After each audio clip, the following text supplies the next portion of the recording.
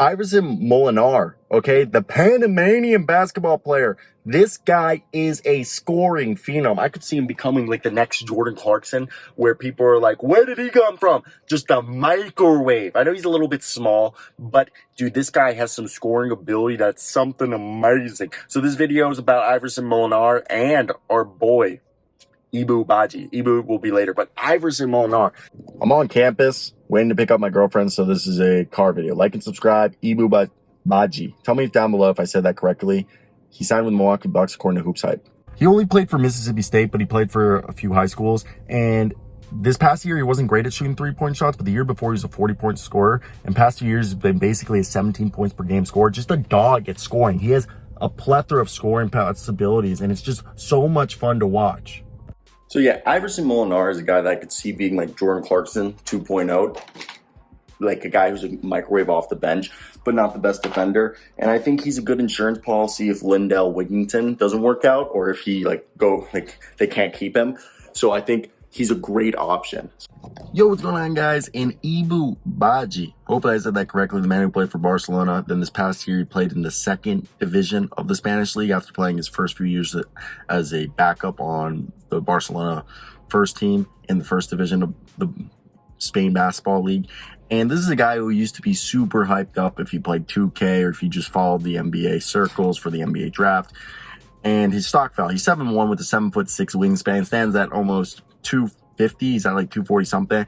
And look, this is something that I think definitely Ibou Badji fits what the Bucks look for. He's probably going to be on their G League next year, but he signed a deal with them according to HoopsHype.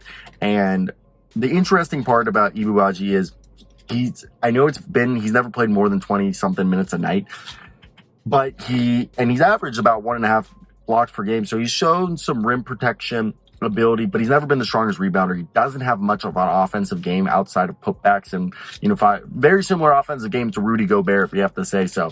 But defensively, he's not like Rudy Gobert. I don't know if you guys remember Alexis Anjingsha. He got that huge deal with New Orleans. He was a Frenchman, like 7'3". He was primarily a backup big man. He played for the Spurs, I believe, before that. And similar thing with this guy is that Ibou, if he comes in, he's got to show that he could be a good rebounder, that he isn't a guy with cinder block feet, okay, that he can actually go out, run up, down the floor. Like, he can't be as immobile as Taco Falls was, okay? We need to see our man Ibou be able to be a rim runner. At the very least, he's got to have an offensive game similar to Willie Cauley-Stein, and even that's limited. We saw Willie Cauley-Stein now struggle to have, but be a good rim runner, a good screen setter. Try to copy what Jonas Valanciunas does well. Maybe still, Ibou hasn't shown he's a good passer, and so yeah, what I'm saying is he's got to have an offensive game. Like, he's never going to be a shooter. He's going to be a guy who has to show that he can be a really good screener. He can rim run. He can guard some fours, primary fives, be a really good interior defender, make his offensive game that he makes a living off of putbacks, offensive rebounds, passing out of the post to a shooter, kicking it out after getting the rebound if he doesn't immediately put it back. But if he's going to be scoring, it's going to be primarily putback, rim runs, lobs. 7'6" wingspan. Somebody's going to figure out a way to utilize that, okay? There's a place for big men like that.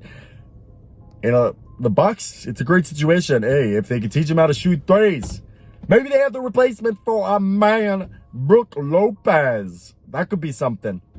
But all in all, it's all an interesting situation. It's just something that you got to think about. Like, how does he fit into what they're doing? Again, I think he could be a guy in the G League for a year. Brook Lopez is getting older by the minute. So potentially he's a guy that maybe in the future, Sandro, Ibou Badji, and Bobby Portis could be the future rotation down there. All in all, I think it's definitely something to keep an eye out for, because I think Ibou's a good player, okay? At the very least, he's a guy that I think could be an NBA player, but I don't think he's ever going to be a star. Maybe I'm wrong, but there's a reason why he didn't go drafted after being a first-round pick a few years ago. He's projected to be a first-round pick, and that just didn't happen. So shout out Milwaukee for getting him. Again, I think he's going to be a training camp guy that they potentially cut and then give him that $50K bonus, so he signs with the G League team and he plays there.